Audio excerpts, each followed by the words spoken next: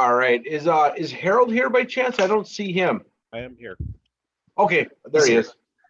All right. All right, let's call the meeting to order at 10:02. Can I get a roll call of members? Most certainly, Mr. Johnson. Here. Can you hear her? Yeah. Did you hear me? Okay, sorry. Well, we didn't, but that's okay. Chairman Johnson's here. Nikki Bronner. Yes, I'm here. Senator Godinez, Here. Mr. Hayes. Here. And Mr. Simpson. Present. Okay, all members No are members present. absent. All right, can I get a motion for the approval of the agenda? Mr. Chairman, I'd like to make a motion to approve the agenda as written. I'm wondering, are we going to have a special discussion of Mr. Hayes' handout about the calculations he did on money? Or are we just going to wait for commissioner comments on that? We put it under old business because we discussed it last week. Okay, So that's how we decided to put it on the agenda. then Mr. If Chairman, I the move. board wants we- to move it, whatever pleasures the board, we'll do that. I Yeah, move that we have it. I was gonna say, Okay. we have it under there for discussion, so Okay, we could do a little discussion on it too. okay, then I move we approve the agenda as written. Okay, can I get a second? I'll I'll support second it. it. This is Harold. Okay. All in favor, I'll go start with Lenny, Yes. Margaret, Yes, Gary,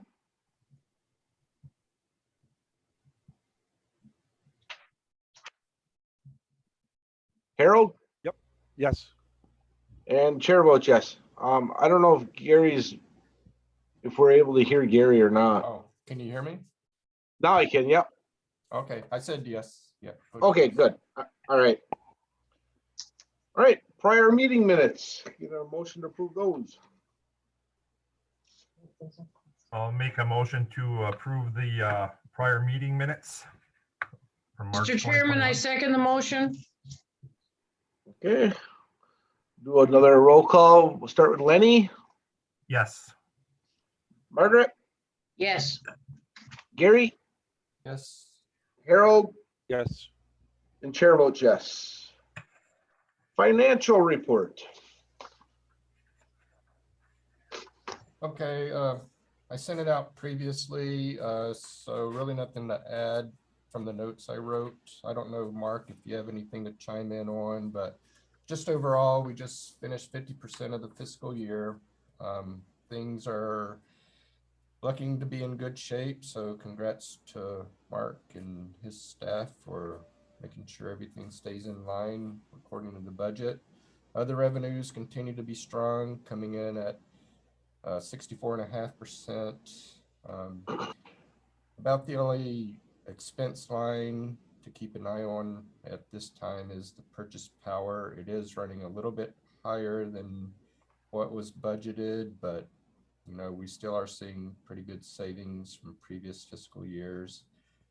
And I'm pretty sure, and the way it normally works, we can make up any overage in that line item by offsetting it with no other line items that weren't spent as much. And we can also make it up through the other revenues when that area starts going over what we budgeted. So overall, I'm not seeing any issues unless Mark is about to give me some reasons why I should start losing sleep at night. So that's it. for me. No, and we talked about the power being off a little bit. Part of that is from the engines being down for that top end work. And then last year in the budget, we projected we were going to finish up at about $80,000. And with Harold's report there, he shows, looking at the bills, that last year's power bill was $77,000.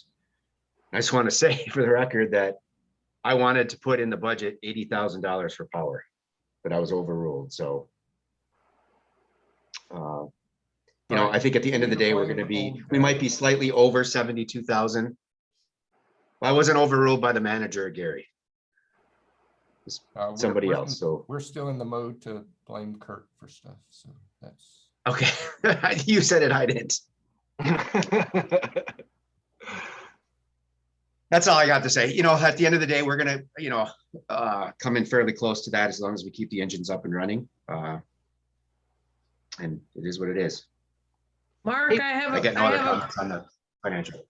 I have a question. But You've been up and down on personnel this year, and at the last meeting, I seem to remember you saying one person had been excused and another person was coming on board. I don't see any big difference in the wages for the plant, and I just wanted to confirm with you that that's all. Excuse me. I just Bless you. wanted, thank you. I just wanted to confirm with you that that's all coming out in the wash, that the personnel changes aren't affecting the budget one way or the other. yeah, well, we were shorthanded for a time there, but when you're shorthanded like that, it also creates some more overtime. So as of this time, we are fully staffed.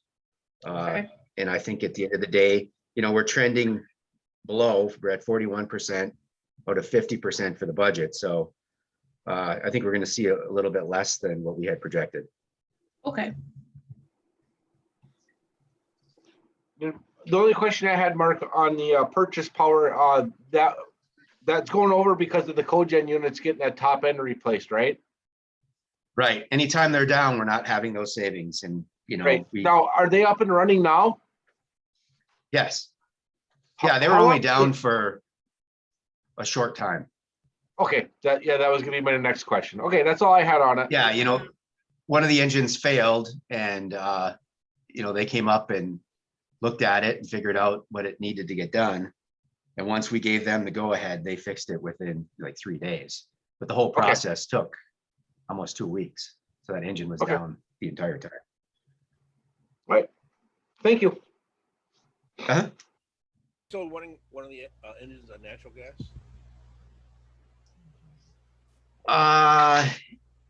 Yeah, we would have been when both units got repaired, you know, we still had one operating. Anytime we have one operating, we're always going to be burning biogas. So yeah, we were burning, the one engine that was running was burning biogas. So the one that was down would have been burning natural. Okay, so our production from biogas didn't really change. It was just the natural gas. No. Our whole focus is always on using all the biogas in the engines. Right. If we come into work and that flare is running, there's problems. You know, obviously we have something's wrong. And that doesn't happen very often. It's usually because of a mechanical problem. And it's temporary. Okay. Is there anything else on the financials? For me. All right, so we've been kind of all over the board on this, back and forth. I'm just gonna continue doing, accepting the financial report, via motion. If that's okay with everybody, just to try to keep it consistent and keep my head straight. That's what I'm used to in other places. So with that being said, can I get a motion to accept that? Mr. Chairman, I make a motion to accept the financial report as presented. All right, and a second. I'll support it. All right, we'll start with Lenny again. Yes. Margaret, Yes. Gary, Tempted to vote no on my own report, but I'll vote yes. Harold, Yes. and chair votes yes. All right, let's move on to the solids handling project. I just wanted to give a board an update from the last meeting we had. We had a final review of the budget. And unfortunately, it did go up a little bit. I think Donnie, he was a little concerned, rightfully so. I don't know if anyone's done any construction or went to buy any construction materials. But if you saw in the news this morning, TV6, Houghton just put out for bids a pure project and it came in double the cost. Because right now, I guess steel is double the price. So they adjusted it. So it's about $200,000 more than we were initially anticipating from the last time I met with you guys last month. So we are looking at borrowing potentially, you might as well call it $7 million. It's $6,983,000 is what their estimate is. Now there is a contingency in there. You know, and really the only steel work involved with this project is the rebar. There's gonna be quite a bit of it, but you know, we're gonna plan on putting it out for bids next month. And we'll get the bids back in late June probably, and hopefully ask for approval in July. But we'll see what happens when the bids open. Couple of milestones that have happened. We have submitted our Part 41 application, which is basically the final construction plans and specifications to the state. Me and Dan are going to be traveling down to Wisconsin for one night next week to look at the major pieces of equipment. You know, there's a few options on what to go with. So we're going to be able to see this equipment, talk to the operators that operate it, and kind of get a final idea on, you know, what we'd like to see. Okay. And, you know, I did present to the commission a presentation on Monday, and they seem to be supportive of the project still. You know, I don't think they were happy with the increase in cost, obviously, but they know the importance of the project. And that's all I really have for an update on the Hey, Salt Mark, Handling project. when is the start date Yeah. tentative for this? Well, okay. We have to follow the milestones from the state. So we would go for approval in July, and then we would have to submit that to the state. We'd have to go through all the bond council stuff, which Gary has been helping me with. And then the state has to give approval. And I think that's in late August where they give you a go ahead. Once that happens, you know, more than likely talking to Donahue, they think the contractor might want to do some of the work early, you know, early in the fall. And then once winter hits, things are probably going to get shut down. And most of this construction project would take place in the summer of 2022. And we'd be looking at substantial completion in the spring of 2023. Okay. Yeah. So what we is wouldn't Don- be taking in any septage or any material like that probably until maybe late 2022. That's going to be the first priority, would be to get that facility up or that building up and running so we can start Sure. taking in some revenue. What is Donahue saying about lead times on stuff, or have they said anything? Yeah, you know, I don't know the specifics, but we've been meeting with them, like I said, every week since we started final design, detailed design, and they've mentioned quite a few times the different lead times for different products. And I know we're putting in a new our gas wasting valve equipment. We were looking at rebuilding it. You could basically just buy brand new equipment for what it would cost to rebuild what we have. Sure. And the lead time for there is, it's pretty substantial. And I know just on our own thing here at the plant, our belt filter press transfer pump that we use to transfer the biosolids to the press had some issues. So we looked at parts, rebuilding it, and it turned out to be better just to buy a brand new pump, but it took us 6 months to get that pump. So yeah, the lead times I don't think are very good. Yeah. I can't you know, specifically answer your question. and that's what I've been experiencing too with a lot of our projects and different things, is the lead times is crazy. Even we just hired a new part-time or a full-time police officer, and just getting clothes for him, we're a couple weeks out, you know, I mean, it's crazy. So I just wanted to make sure that, excuse me, that you guys were aware of that and to be planning for that, for delays there. Yeah, they are. That's on their radar. You know, and I know I've talked to people that have gone up to Menards, and they said that, you know, you go through there and you can just see the shelves are bare. Yep. But the times we're living in, hopefully things get Yeah. better soon. Right. Okay. Was there anything else that you had on that, Mark, or anybody else had questions? That's the only really update I have at this point. Donahue will be coming up for one final visit here next week, late next week. That's about it. Okay. Mr. Chairman, I just wanted to compliment Mark and the gentleman from Donahue for their presentation in front of the commission. It wasn't a particularly easy commission meeting, and they were very well received in terms of how they presented, and I just wanted to make that a record comment. Good job. Thanks, Mickey. Thank you. All right, is Dan around to do the operations, or are you gonna do that, Mark? He didn't get back in time yet. He's still over at the supervisors meeting. Okay, I told him I could give it if needed. So, no, we had no permit violations.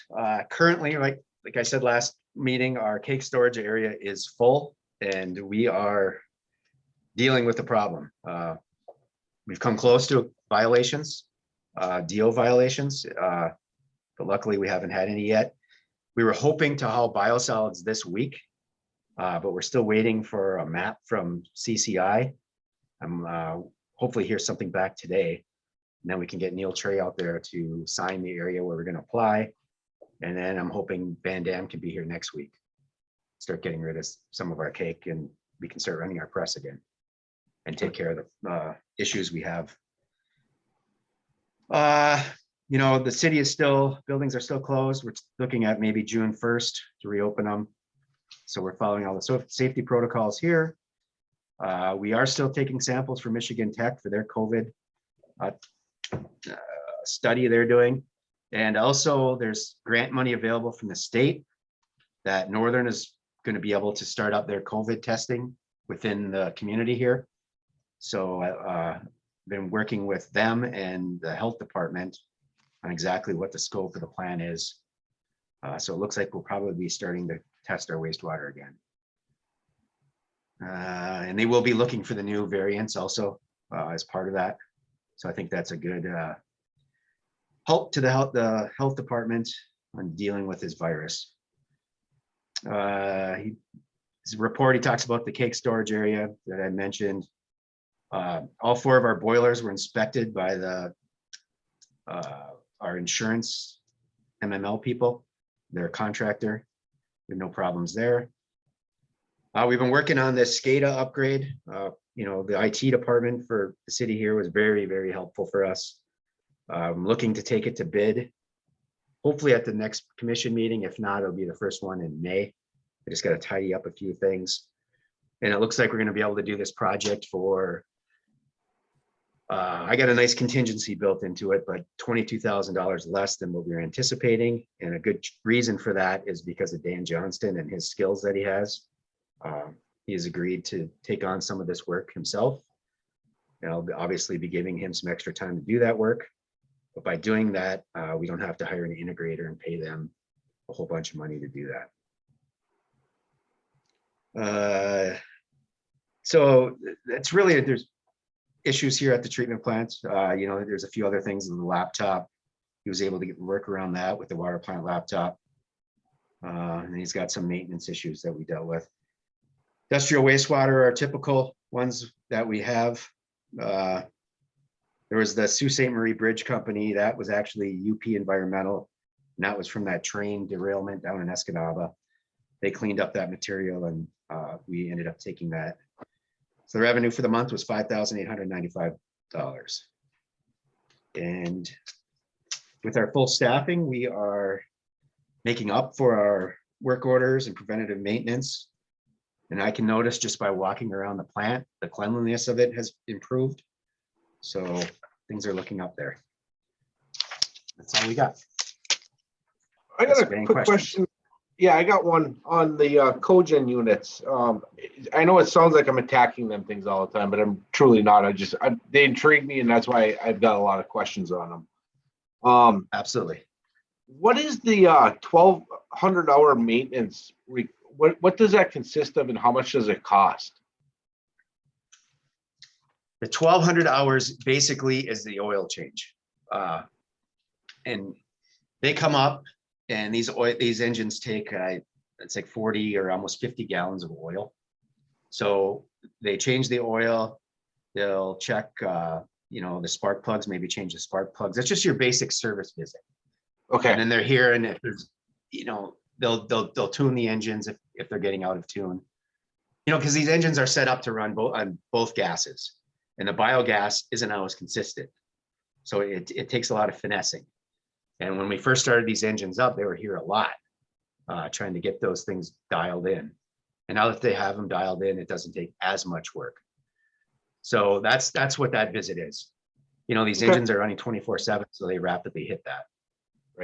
Again, I'm not attacking them or anything like that. They intrigue Nope. me, and I'm very interested in them. That's why I asked so many Yep. questions about them. So Because they run 24/7, you know, they rapidly hit their hours, and sure, there's expected maintenance that are involved with that. And that was anticipated in the JCI, you know, contract.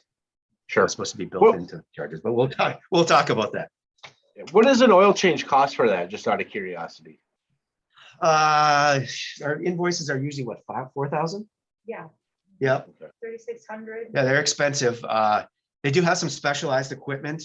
You know, and it's also things like antifreeze. They check that if they have to have antifreeze. Our system is pressurized, so there's a special equipment they have for that.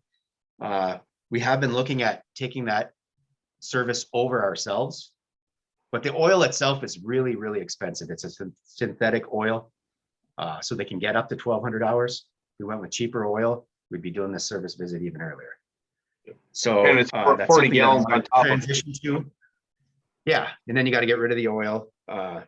It's something I want to transition to, is having us do the maintenance, because to be quite frank with you, Kraft, the manufacturer, the service rep, the team from Gaylord, they're busy because these engines are going in all over the place. These guys are bouncing all over the Midwest, servicing these engines, fixing things, setting them up. So that's my goal in this next budget, would be for having our staff do that work. And we Are have you one, gonna have to- he's not a mechanic, he's an operator that's particularly skilled.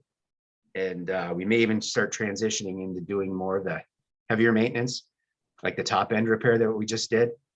You know, he watched them do it and he said that he can do that work. I mean, we still have to buy the parts from them. And then even the oil change, we're still going to be buying the supplies from them. We're just going to basically be saving a little bit on wages probably. And then Yeah. having that service visit, having them come up and having to pay for per diem, hotel. So there, but there Sure. will be some savings there. Is he gonna be able to, your guys gonna be able to do the balancing of the motors or fine tuning on the motors and stuff like that? Or is that software stuff that does that? It's software and experience. So yeah, that's probably going to be something that we're still going to have to rely on Kraft to do, Okay. you know. What about, is there any opportunity to send somebody to a schooling for that? Does Kraft offer anything like that, or training for that type of stuff? As of this time, no. You know, I can talk to them about that, but I don't think that's going to be possible. I don't think they're so busy. I don't even think they'd have time to do that. What we try to do is when they're here, we try to have somebody piggyback with them, watching what they're doing, talking to them, asking questions. You know, we've been doing that from the get-go. So we learn more and more about these engines. I mean, the engine itself is pretty straightforward. It's basically a bus engine, but it's everything else that encompasses this. You got the generator, you have the PLC, and there's so many controls on this thing and sensors. They're really complex. They really are. Oh, I And get then, like I that. said, it's adjusting it for the biogas. They don't have that set in right. The engines, when they try to start back up, if they get shut down, this is the problem we ran into in the past. It was getting them restarted because they had to get that thing just dialed in just right, and it took them a long time, several visits. Okay. All right, that's all I had. Anybody else got anything? Okay, hearing none. Let's move on to old business, JCI Energy Savings Project discussion. Mr. Hayes, you want to take over for a minute? Well, I really don't have anything to say about JCI. Just about the report I just completed. I mean, I don't know how to figure out what they're doing and what they're all about. So I don't really want to get involved with them at all. I can't really, Pam can't hear you. I'm sorry. I have a speaker here. So anyways, I don't really want to talk. Better. I'm not really going to be talking about JCI. So I don't know what their energy saving project is supposed to do other than save us Oh, money, but it doesn't look like it's saving us money, so at least on the gas engine.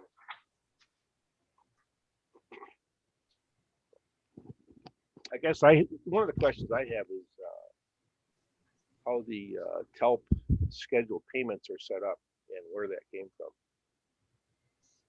And I can answer that. So the TELP is the financing mechanism that the state came up with, which actually allowed us to do the project. The good part was TELP doesn't count as debt. It's treated more as an operating lease. So that was really the only reason we were able to pull it off. So that's why we had the TELP to pay for the projects that went on. And the way I just used basic 5th grade math, basically just spread out the payments among the various different funds and departments. I just took whatever share the 28 million each fund had and took that percentage and applied it to the overall TELP payment. And the payments are once a year and they're due, I believe, June 15th of every year. So that's basically it in a nutshell. is there a breakout between the different projects at the wastewater plant for what portion of the TELP is applied to each one? I think I just had a total for each fund, so I don't have a breakout for each project that I'm aware of. Now, Hey, what- somebody like Eric might have that. I'm sure. Yeah, somebody might have Harold, that. I think I can dig that up. I think I've So- seen that before where, What I used in my evaluation was that whatever the percentage of the capital costs for the cogen was of the total project at the wastewater plant, that was the percentage I used for coming up with the cogen portion of the TELP. So I came up with 73% of the TELP payment is going towards the cogen units. and that's probably fairly accurate, just off the top of my head. And so I guess it's a huge amount of money for the revenue that we're getting out of this thing. And I mean, it shows that we're in the red, you know, for each year of operation. So I know ACI uses different factors to come up with what they think the inflation factor is, but so anyways, You know, for this project, anytime there's been any questions from the board, I've always said, and I will always do, I'll get answers. I can already tell you that Harold's questions here and his analysis has already been sent to JCI, and I intend on having them here at the next meeting, you know, to answer for it. So we'll always do that. We got a couple things that I have to say as far as assumptions that he used. You know, for annual energy cost savings increases, he used 2%. Now, when this project was initiated, the BOP was looking at a 30% rate increase to build their MEC unit. They were still planning on running their power plant. And then they were saying that electrical increases were going to go up every year, like around 6%. That comes to my mind. I don't have that in writing. But that's what I do remember. And that's when this project was initiated. So the contract the city has with JCI when it comes to the utility increases for electricity is 6.5%. So you have to use that number because that's a legal binding document. That's the agreement. So I took his spreadsheet and I recreated it in Excel. And if you type in that 6% instead of that 2%, it cuts the loss in more than half, from 2.7 million to 1.2. Now, also, if you take what JCI has shown for our savings last year and you put it into the formula or the spreadsheet, you know, it shows that they are saving money. Not very much at the beginning, but as the years go on, it gets more and more and more. And it ends up being a savings for the facility of 1.6 million. So where did you get that, Mark? this is just numbers that, you know, that came from JCI and they're going to have to come here and explain it. Well, So I welcome that you guys are asking questions and I will get you answers. Mark, I want you to know that this is not reflecting on the wastewater plant operation at all. I mean, this is something. No, I understand that. That the wastewater plant has You know- been, kind of, I wouldn't say stuck with it, but I mean, you guys were required to install it and operate it. So I have nothing to say negatively about how that worked, how you guys are operating it. Excuse me. I guess You know- my issue is that when I did this analysis, I dealt with real numbers. What were the actual expenses? What were the actual savings from our cogen system? And so I did this for 2020 as the base year, basically. And so the analysis showed that in 2020, we're losing $85,000. There's no way to get around it. This is what, if you look at 2017 for our annual utility costs, 264,000. I'm sorry, that was 2017. 2020, when the cogens were fully operational, we had $143,000 in energy bills or billings, resulting in about $106,000 of total savings for the year. And I mean, if you look at my spreadsheet, I can't, unless you're arguing with any of the expenses, I don't know where you can argue in this balance sheet where there's a problem. Well, a couple things, you have for the lighting, the $15,000. Yeah. That number's wrong. Okay. I don't know where you got that from.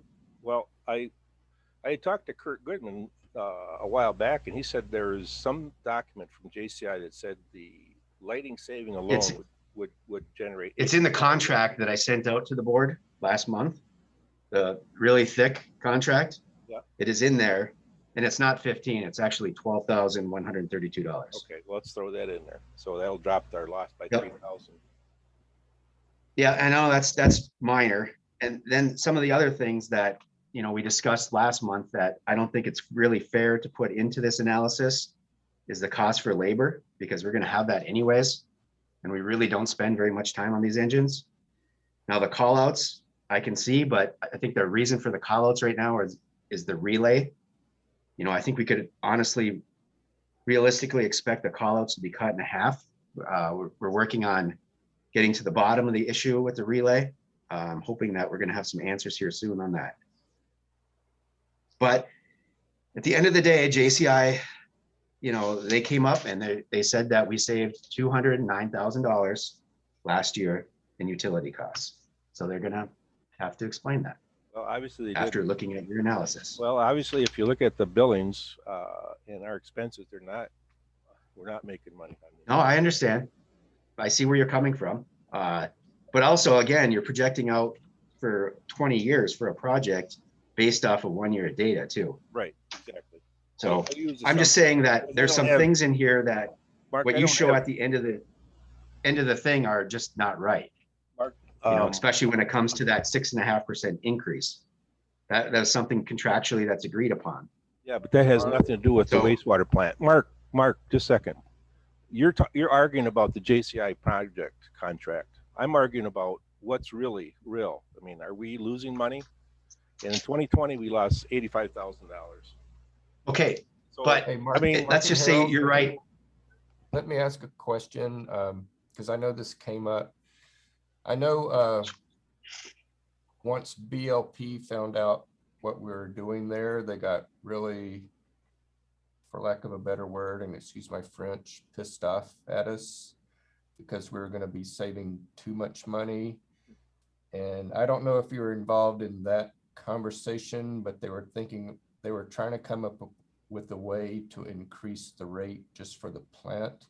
So I don't know if they actually did that, but that would certainly, kind of upset any projections JCI had made, because that would have been done after the fact. So I just remember that was an issue. I don't know if anything was actually done or not. So Mark, I was just wondering if you were familiar with any of that, and that could certainly, what. No, they were concerned that we would reach the point where they wouldn't be able to give us the monthly demand charge. That was their big concern. But the fact of the matter is we do hit that demand every month. Or, you know, there's no way we're gonna go a whole year without having to import power from BLP at the demand level, which I think is 200 kilowatts or whatever it is. So that was the concern. They thought they might lose out on that. Now that they found out that we are hitting that, they haven't talked about increasing our rates. Okay, I just remember, and maybe you weren't involved with any of that, but they were very upset and. One of the, Right. one of the things And that Harold, I wanna I'm not trying mention- to, I'm not trying to, you know, discount the fact what you came up here, what you've come up with here. But I think the board needs to understand that you can't take that number and go back to JCI and say, you know, you guys lied to us and you have to give us money back, because there's a contract that the city agreed to that 6.5% increase. That's where I was going with that. Well, I You know, guess I'm so not, it's I'm not not JCI's fault. BLP, you know, found out that they didn't have to, you know, through good management, they found out they could actually retire a coal-fired power plant and save a whole bunch of money by buying power off the grid. You know, that's what I'm getting at here. I think the board needs to understand that. I guess I'm not. There's a legal arguing- document. I'm not arguing with JCI. I don't even want to talk about them. But the bottom line of the wastewater plant and the advisory board is that these engines are losing money. So are we going to Well, sit here for the next 20 years while they lose money? Because we're not going to see 6% of energy increases every year. So in the real world, what do we deal with? We deal with whether these things are losing money or not. Why operate them if they're losing money? And if there's a way to get out from underneath this contract, at least as far as the cogen goes, I think we should pursue that. nobody can tell what's going to happen in the future as far as rates, obviously.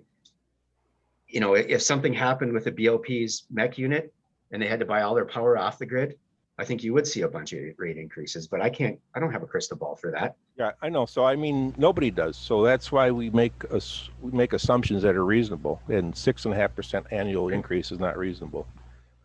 Not Well, for every year. Not for every year for the next 20 years. It doesn't make sense. Unfortunately, that was what was agreed upon. Well, that's not what the advisory board is required to do, though. The advisory board, and I shouldn't be arguing with you anyways. We should be having a discussion with the board members.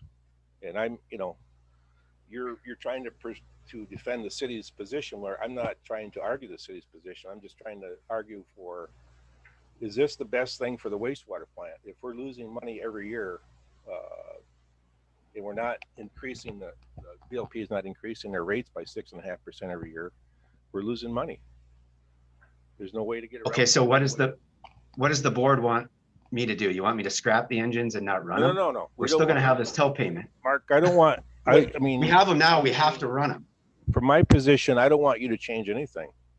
You know, this has got to Okay. be, you just keep operating the way you're told to operate. I mean, I'm not, you know, but the board needs to look at this in a long-term solution here for what's I can just going down the road. interject, and I'm just speaking for myself, but Harold, I have a lot of respect for you, and Mark, I appreciate all that you're trying to do. I think you've been thrown in a difficult situation, but Harold, I honestly don't know what's going on with this. I'm tired of beating a dead horse. I know Kurt was upset from the get-go, but I'm hoping we can get over this. And all I can say is we're arguing about stuff JCI presented. So I think Mark did the right thing. We just need to give JCI a chance to respond.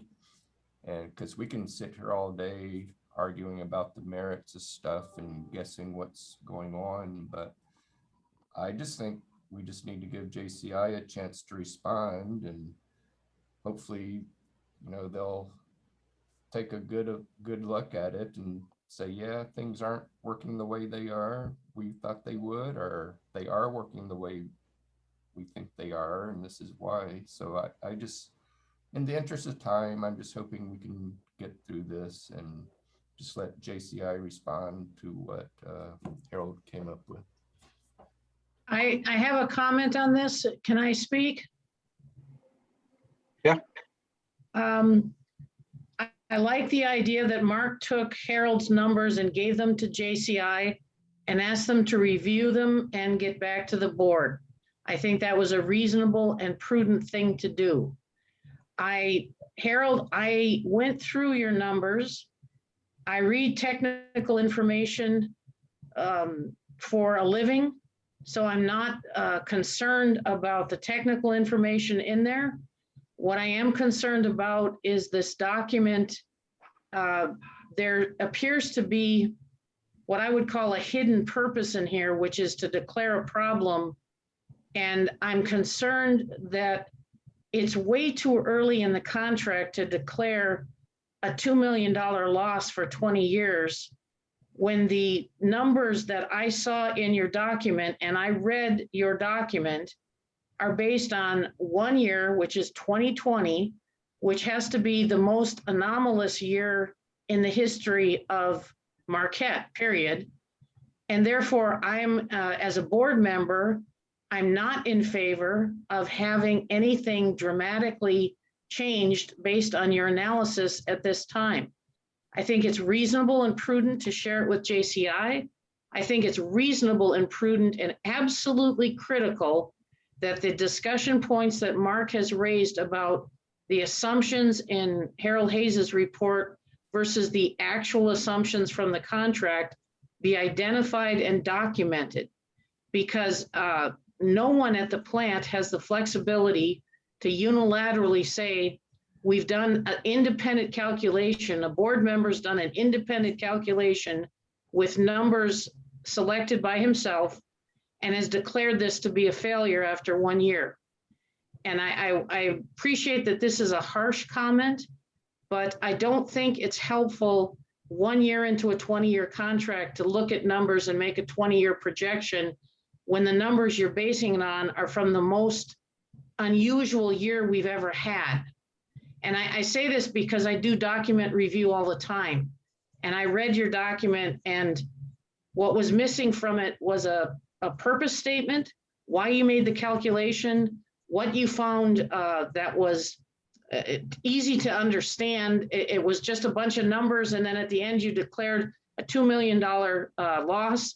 And then verbally you said, well, we have to notify them it's a failure. I believe I heard the word failure. I don't want to put words in your mouth. And I am, as a fellow board member, highly reluctant to embrace the term failure at this time based on your analysis. And I would like my comments to go into the record on that. I believe that Mark O'Neill has absorbed your comments, shared them with JCI, and is going to get feedback for us. And I will listen to what anybody says, but if anybody brings me information for an invention, which is a 20-year investment, and says we're going to be making this much money every year of that investment, I've learned to question where the numbers came from originally and what they were comparing it to. So my concern about this is, I believe that the plant has been responsive in a good way. I believe that the document has to be reviewed based on what the numbers are, not what anyone thinks they should be, but what the numbers are. And the plant doesn't have any flexibility when it comes to that contract. So it has to deal with JCI based on the numbers from the contract. So in conclusion, I appreciate the work that you put into this. I don't honestly know why you did it. I didn't hear anybody ask you to do it. And so I'm concerned, and I don't want this project labeled a failure based on one board member's financial analysis. I think that's imprudent. So that is my impression, and that's what I wanted to say. Thank you for listening. I got something real quick. I mean, as far as I am concerned, I mean, of course, we don't want to label something a failure after just, 1 year, but we can look at this as basically a conversation starter, something that it might be something, it might not be something, but it's definitely at least brings to our attention something that we should be watching for, whether it is what we're, the numbers we're looking at. I know 2020 are pretty hard, but hard numbers, but definitely I think it's prudent to at least get some more information back. And then as we get data coming in, as we get information coming in, this is something that we at least should keep an eye as we go forward, as we get more information. So, I mean, information's always good. And even if we catch something, see that there could be a problem coming up, I mean, it's definitely at least brought to our knowledge, and it's good that it's brought to our knowledge, so we can kind of keep an eye on things here. So I would also like to interject on that. I agree with a lot of what you were saying there, Lenny. This is concerning. If we truly did lose 80-some thousand dollars in the first year, it is something that we have to watch. And I don't think that is beating a dead horse. We do. I think we beat dead horses in other aspects of this that I don't want to get into right now. But I think we should certainly keep an eye on this. Let's wait for what JCI has to say. But I'm not going to turn a deaf ear on this right now. Absolutely not. I will. Thank you, Harold, for doing what you did to bring this to attention. And I think we need to, as an advisory board, we do need to keep an eye on this to make sure that we are saving money in the future. And it is hard to project 20 years out. It's damn near impossible, especially after the last couple of years we went through. You know, I mean, who knows what's going to happen? So, Mark, thank you for everything that you're doing on your end, passing it on. Harold, thank you, and I appreciate it from the township standpoint. We appreciate it here. So, yes, we did as well. So I have a couple of comments before we close this section out. sure. Mickey, most of these are for responding to your comments. I don't think I used the word failure in there anywhere. I don't know if maybe you can show me where I did, but 2 meetings ago, Brad at the end of the meeting just happened to ask, are these things saving us money? And it was just a question. And it was, since we had a full year of operations, 2020 being the first full year, we really couldn't have done this earlier as far as analysis goes. And I was concerned. I wanted to know how much these are actually making on us, or making money for us. And if you look at the costs versus the savings, there's no way you can come up with that these things are saving us money. It's just, it's like a bottom. The savings are based on the gas and the BLP's bills for those years that I listed there, and it's like you can't argue that. It's like we saved $106,000 in 2020 from the billings, and our expenses were $98,000 some dollars for the TELP portion. That leaves $16,000 in savings after you take out the TELP. And we've got $93,000 in expenses. It's a fairly basic evaluation. It's taking savings versus expenses, and it's like if you can argue with any of those numbers, I'd like to talk about that. But arguing philosophy and whether this meets JHCI's contract has nothing to do with the advisory board. The advisory board's job is to monitor the operations of the wastewater plant and try to provide the best operations for the community. I don't care to even talk about JCI and what their contract says. But if the advisory board finds that we're losing money on these engines, we have an obligation to try to resolve that situation. It has nothing to do with trying to sue JCI or anything like that. I think we need to look at whether these are a detriment to the wastewater plant as far as operation and costs. That's my only comment. Okay. All right. Are we done there, or does anybody else have one last thing to say? I've said everything I say. I look forward to hearing the response from JCI. And Mark, I understand you've invited them to come to our next meeting to discuss these numbers. Yeah, we will get answers for the board, like I said from the beginning. Could I I think that's make a- a suggestion that we wait till we actually have a real meeting as opposed to a Zoom meeting? If we're going to be inviting JCI. I think, That would be my I recommend. personally feel that we need to do this now, this next meeting. I would I- prefer we do it then. I agree with Mark on that. I think this document exists. And the longer it exists without hearing back from JCI, the less comfortable I am. I'd like to hear back from JCI as soon as possible because the analysis of the numbers, adding and subtracting, I have a calculator too. I've done that analysis, but the underlying assumptions can only be answered by understanding what they were going into the contract. And I would appreciate, I think we're all tired of Zoom meetings, but I also have found that we have had no problem getting information back and forth on Zoom meetings. And I do appreciate, Harold, you sending us to this in advance. I myself spent at least 2 hours on it. And of course, checking and double checking your math, there's no problem with your math.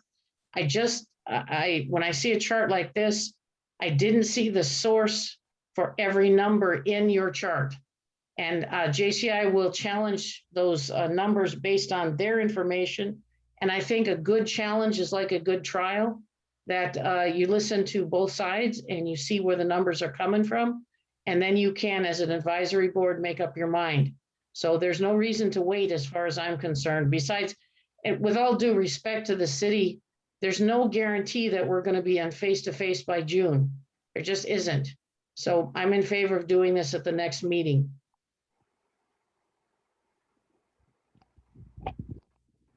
Let's say we get into a big conference room where we can all get 6 feet apart with masks on to do this. I can look into that. I mean, Public Works has a big conference room. I'll have to clear it with the manager's office and HR. But If nothing I else, can ask Mark, that question. I could try to get our fire station too. We would have enough room in there, I would think. Don't get All me right, just wrong. from a city's policy perspective, I need to run that through the manager and the HR director. Right. At the end of the day, like I said, I think it's important to have them respond to the questions that were raised here. And they're willing to do that. And I don't think kicking it down the road is going to be helpful at all. I think we need to get in front of it and they need to answer like they were supposed to. Yep. And they're willing to do it. So let's just go that route. And I have I'll look into that, holding it in person, but I can't guarantee you that. I have a question for Mickey. What numbers are you undecided about as far as what you said? I don't reference all my numbers. Which ones are you referring to? I'll have to go offline with you on that, Harold, because Okay. as I said, the numbers that I got, I looked for the sources on them and I looked for your assumptions. And the fact is, but when it came to the bottom line, my concern is that 1 year of data, which may not be represented, plus the start of any contract usually has extra costs in it because it's a starting point. We just listened to Mark talk about how the engines had to be calibrated and recalibrated, and now they're running normally. That's why I didn't start till 2020. They actually started up in 2019, but I didn't use any numbers until the full 20-year, the year 2020. Harold, you and I are not going to resolve this. It's what JCI comes back with. They have the source of their numbers. And I think Mark's point about some of the assumptions in there would echo what I saw as well. I also, I'm concerned about the black box around the number as though it were written in stone. And again, this document needs to be reviewed by JCI and it needs to be responded to by JCI. And it also needs to be done as soon as possible, because if a document like this circulates with a black box, people tend to get extremely concerned, and we haven't had a chance to have JCI respond to it or to make any reasonable balancing about the assumptions versus reality. This was strictly to the advisory board. I didn't send it to anybody else. This was just for advisory board discussion. It wasn't even intent to get to the city commission. And basically, what the advisory board wants to do is the thing that to me is paramount, not what the JCI wants to do. Well, the fact is, the advisory board has raised the issue now. All of our meetings are public, so anybody can watch this. In fact, it's going to be on the city YouTube channel like all the other meetings. So the fact that it's part of the record now, we owe it to the wastewater plant, we owe it to JCI to get their response back as soon as possible. And concerns raised should be addressed. They should not be just, here, I've done some analysis, here it is, we're gonna lose a whole bunch of money and then sit back like something's been done. I would make a recommendation so that I'm not really involved with this because I'm not a professional financial officer. So I do have an engineering background with economic evaluation, which is what this is. It's not a financial document, it's economic evaluation based on real numbers. So I would recommend that we hire an outside independent agency to evaluate this. And what I want to know is what does TELP mean and how do we get out from underneath it if we find that this is a losing proposition? And my understanding that this TELP is a lease as opposed to a capital improvement project. And that if you look at the law, if a community finds that it's not meeting its energy obligation or it's not receiving its energy savings that were promised, that there's a way to opt out of this project. And that's what I want to look at, I guess, is the next step. And to do that, I think we need to hire somebody independent of JCI to do a financial evaluation. So I think we need to let JCI respond before we decide on making any moves.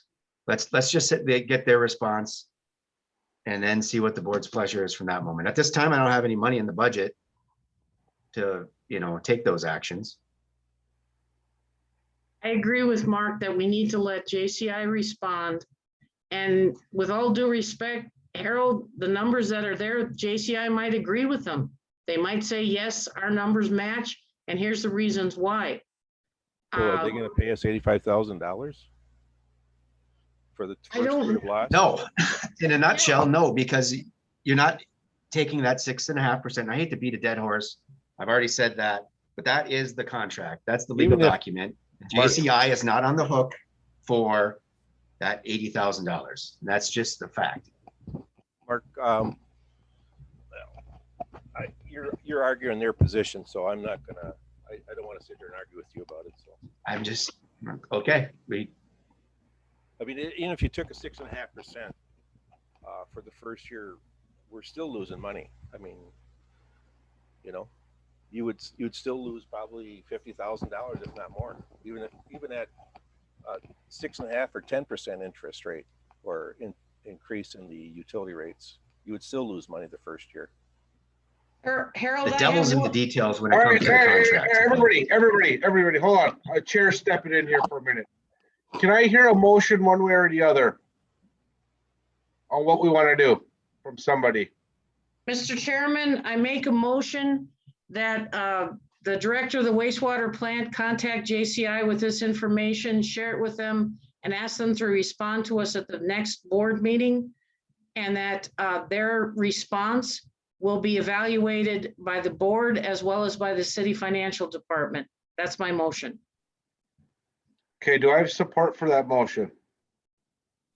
I would like to delete involving the city financial department. I just don't want any involvement in this. I certainly understand, where it's coming from, but like I said, I am just so tired of dealing with this, and we can argue about numbers till we're blue in the face. We just need to let JCI respond, and then we, like Margaret said, we just evaluate how the board is going to respond after that, and let's just leave it at that. Mark, you've already made the request to JCI already, right? Correct. Yes, I did. So, I mean, we don't even you've already done that anyhow, so. Right. I And think they that- will be here with a response for the next meeting. I promise you that. I think the chair has asked for a motion. With your permission, I'll modify my motion Mr. Chairperson, I'd like to make a motion that the board endorse the actions of the wastewater board in taking the independent economic analysis of Mr. Hayes, sharing it with JCI and requesting their response at the next board meeting. And my motion is basically that the board endorse what's already been done. Do I have a second for that? I'll second this, Harold. Thank Okay. you. All in favor? We'll start with Lenny.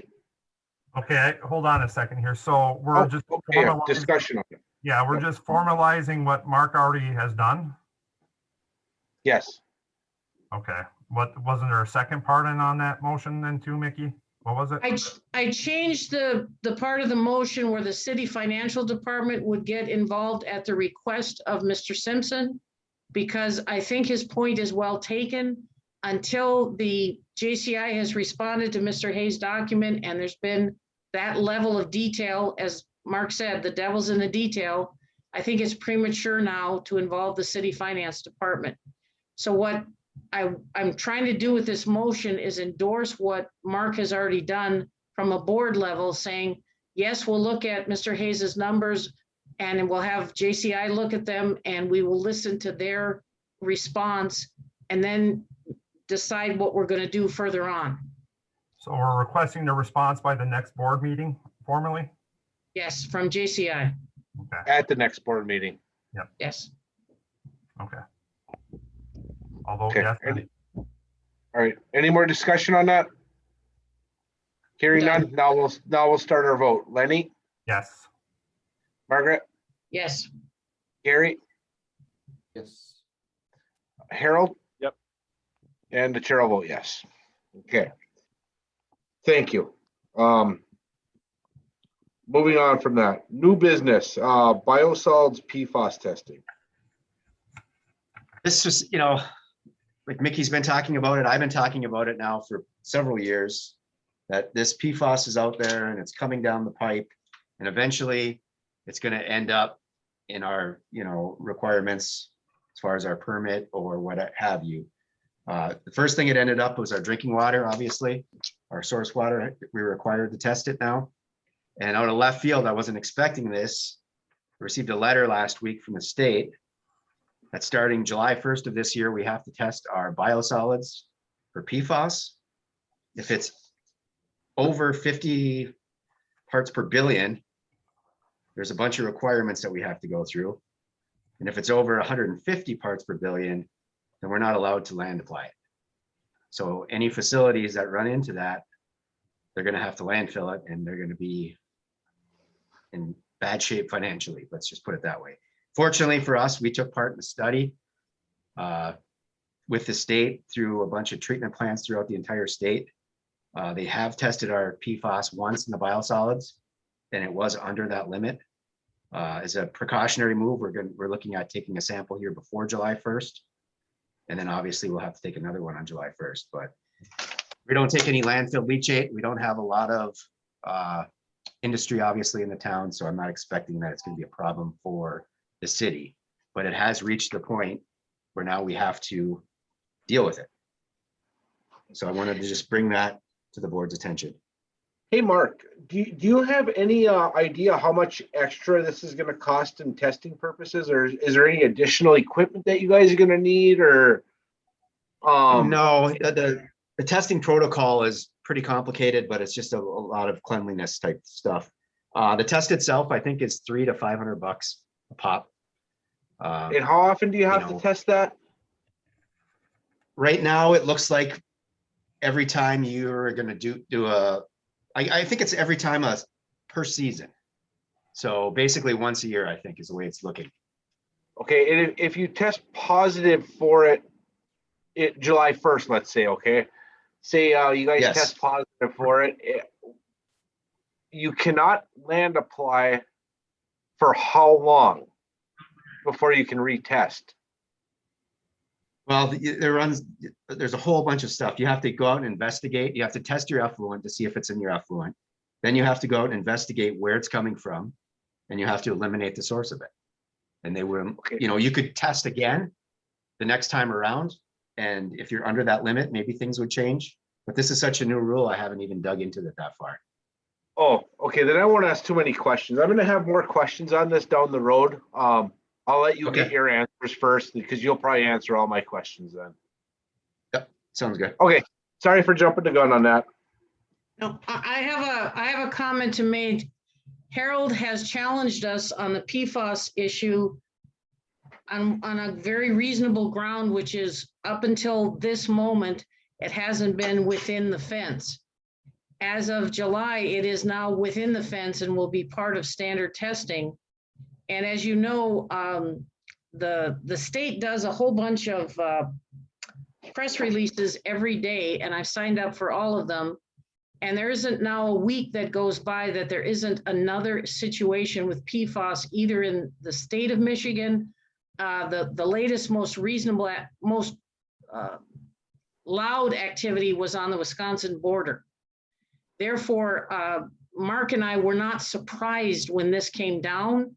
It's surprising that it came down so quickly in a pandemic year, but that the writing was on the wall for a long time, that it was going to go from point studies all over the state to where every facility was going to test.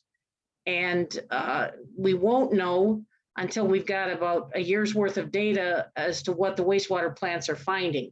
That's one of those things where the hotspots are known in the state, but what's actually getting into the wastewater plant, as opposed to being, forgive my casualness as I make this suggestion, as opposed to being dumping out in the woods so it never gets to the wastewater plant. The state doesn't know that yet until they have a year of data. So this is the big first leap that Mr. Harold's been looking for, in terms of now it's behind the fence of all the wastewater plants. So that's my comment. So I'd like to make a comment about that also. It's not just Harold. I agreed with Harold. It was not in the fence. We were not testing for it. We weren't obligated to test for it at the time. We still are not obligated to test for it until July 1st. So until it is in the fence and we are testing positive for it, then it becomes an issue to us as the advisory board. Until then, it's really, I hate to sound uncouth about this, but it's not our issue until July 1st and we test positive. That's my opinion, my take on it. I hear what you're saying. So I just don't appreciate you just calling Harold out. Harold was just more vocal with you about it because I don't really like to debate all that often, but right now I'm with Harold, so just please don't call him out alone on that. And it was known that I was felt the same way Harold did. So I apologize for calling out one member of the board. Let me rephrase what I said. There were more than one member of the board who was concerned about the issue of PFAS being directed to the board's attention when it wasn't, quote, behind the fence. I think that's a more reasonable statement. And to be honest with you, I'm not surprised that it's coming down now either. Okay. I knew it was a matter of time also, but again, it wasn't at the time inside the fence, and that's what our job as the advisory board is the operations of the plant. So, And in terms of my perspective on this, once it gets behind the fence, there will be, as I said, so much more additional data that it could be one of those things that jumps from behind the fence to on the front page. And I was happy to hear from Mark that they had done preliminary testing and they had a baseline number. And that's my perspective on this as well. I appreciate that the advisory board, 100% of their focus is behind the fence. And I apologize again for naming one person. There were more than one person who was concerned that it not be behind the fence. I also stand by my statement that this was the one issue of all the issues in the last year that just was not going away, and it was getting bigger every week, every month, and now it has gone behind the fence as of July 1st. Thank you for your patience and letting me rephrase that. I appreciate that. Okay, is there any other comment on biosolids or PFAS testing? Hearing none, we'll go on to public comment. Randy, do we have any out there? Hearing none, we'll move on to board member comment. Lenny. Okay, well, I don't know if we want to even bring this issue up again, but I do want to thank Mark for the work that he's doing. I know that he's doing everything that he needs to do down there to keep the plant running and keep us compliant and keep everything good. And I also want to thank Harold for bringing some questions up that we do need to look at. You know, there's nothing wrong with asking questions, looking for more information. We might not all agree with the answers we get, but there is no question that's a bad question, like they say. So again, I want to thank both of you, and that's all I got. Okay, thank you. Margaret? I've already remarked about how well the plant was represented in front of the city commission. Mark and the representative from Donahue. It's always a tough discussion about the wastewater plant in front of the city commission, and they had a busy meeting, and I thought they represented it well. I also wanted to compliment the wastewater board oversight, because in a pandemic year when so many things have been postponed or canceled because of a pandemic, the wastewater plant can't be canceled. And therefore, the fact that the wastewater plant hasn't been on the front page of the Mining Journal is a huge tribute in a year of challenges. So I wanted to make sure that that comment got on the record as well. Thank you. Gary, did you have anything to add? No comments. Harold? Yeah, I have a couple of comments. One is, Pam, are you going to be able to write these notes out? These minutes? He said, thank God for you too. Margaret, I can sit down with you after if you want to go through this report. Sounds like you have some questions on it. Harold, I'm going to have to take you up on your offer on another day. I have 2 other meetings today to prep for. I do appreciate the offer. I will get in touch with you. And by that time, you asked a very reasonable question about what numbers am I concerned about? And I will be happy to provide that with you. I just can't do it today. This has been a challenging week. So I will take you up on it offline. Thank you very much. I would have done this earlier. I tried to contact all the board members to kind of go through the report with them. I tried to find your phone number. I couldn't find it.